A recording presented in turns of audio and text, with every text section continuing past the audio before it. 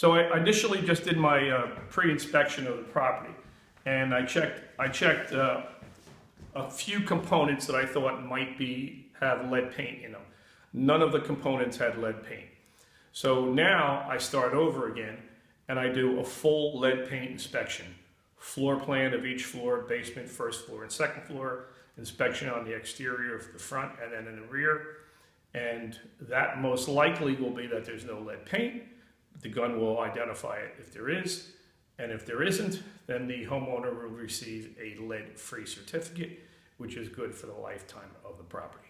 And if you had found any evidence of lead in this pre-inspection, then what? We would have stopped at this inspection using the XRF gun.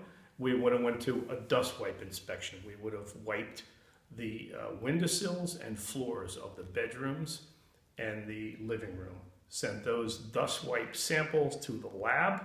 When they come back from the lab, if they were free of lead dust, then the homeowner would receive a lead safe certificate, which is good for 24 months.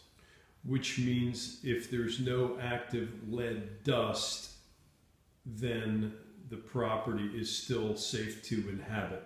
That's correct. That's the city's regulations.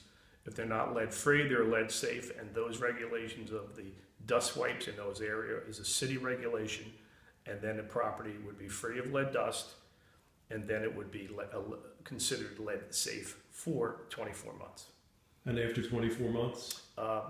24 months, the property would have to be re-inspected again, and at a 24-month time period.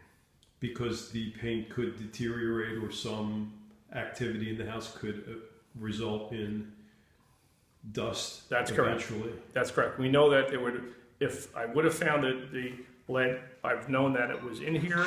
However, it could have been disturbed by the new tenants, and once you disturb lead paint, it could have caused lead dust. That's why the city wants us to inspect it every 24 months.